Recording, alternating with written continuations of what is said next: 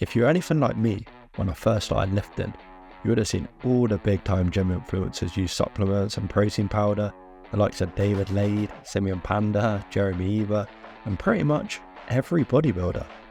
And since the population spends over £193 billion on supplements each year, they must be useful, right? Well, unfortunately, amongst a few good supplements, almost 90% of them are completely useless and a waste of your money. You see, there is a dark side of the industry that promotes these scam supplements purely to make money. And after falling for some of these traps and learning and researching over the years, I finally found the 5 best supplements that will actually benefit you. And in this video, I'll break down not just what they are, but how they work, how you can implement them within your fitness journey, and whether the myths are actually true or not. So, without further ado, let's get into it. Starting with number 1, protein powder. Now this is by far the most popular supplement in the fitness industry, and for pretty good reasons too. As you might already know, protein is needed in order to gain muscle, so protein powder can be really helpful. However, you should get the majority of your protein from whole sources, so this is things like your eggs, chicken or mince, but protein powder can be super convenient, especially if you have a busy lifestyle or you're constantly on the go quite a lot, then protein powder is super helpful. You can also use it in a variety of ways, like shakes, sweet treats, and more. Whey protein in particular is known to be the highest quality protein source when compared to many other protein sources. However, there are some myths surrounding it. One that I used to believe was that I had to have a protein shake immediately after my workout, and if I didn't have it like 30 minutes or 5 minutes after my workout, I'd get no gains. And this just simply isn't the case.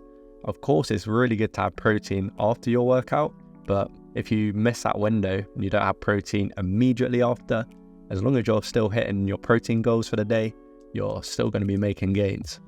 Another myth is that protein powder is expensive. Well, it can actually be very, very affordable.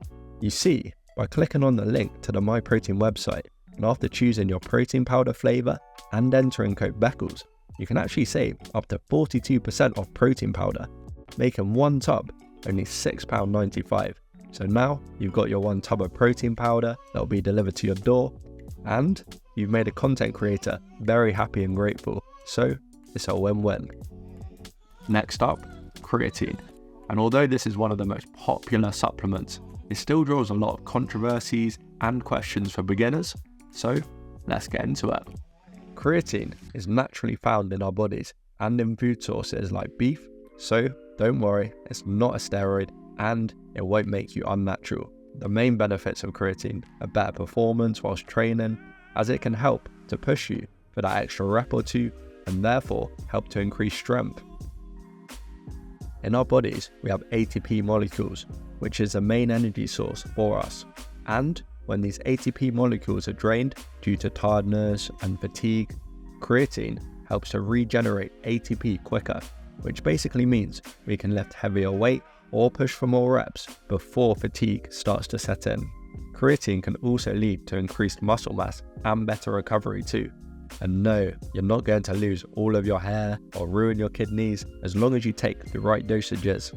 So I'd highly recommend taking 1 scoop a day, which is usually around 3 to 5 grams. And I like to do this after my workout, but you could also do it before if you like. Now on to vitamin D.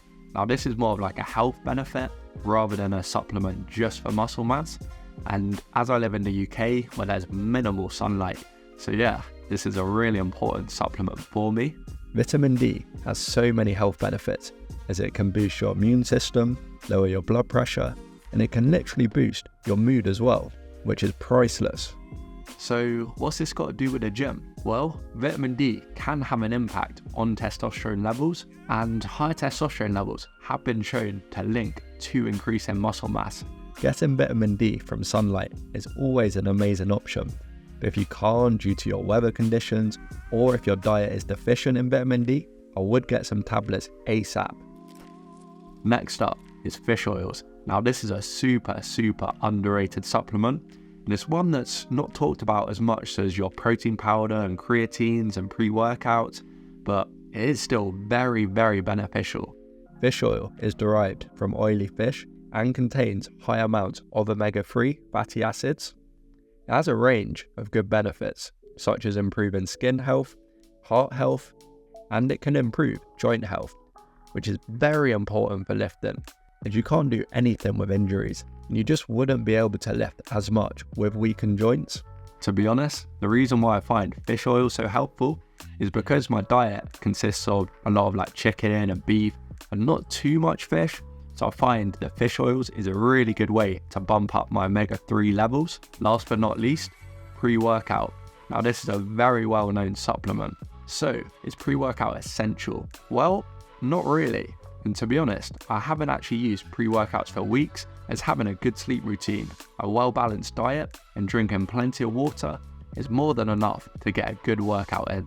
A common mistake is for lifters to become too reliant on pre-workout and consume it before every session, which just leads to your caffeine tolerance building, and eventually the pre-workout won't even have much of an effect. So in short, I'd only use pre-workout on training sessions that are really tough and intense, like training legs. I'd just use it when I'm super tired. So that has been the 5 key supplements. However, there are some honourable mentions. Magnesium and zinc. This helps you to get better sleep quality and recovery, so you'll get into a deeper sleep, and sleep is very important for muscle gains and just overall health. So yeah, it's a very underrated supplement. So people, remember that supplements aren't essential, but they can help to give you that extra little boost and make your life easier. The most important thing to note is that you're hitting your protein and calorie goals, progressively overloading your training, and having a balanced diet too. As always guys, thanks for watching, and if you'd like to see a complete guide on how to build an aesthetic body, from the warm-ups to the training, to the exercises and the sets and everything else, you can click on this video right here. And yeah, I'll catch you next time.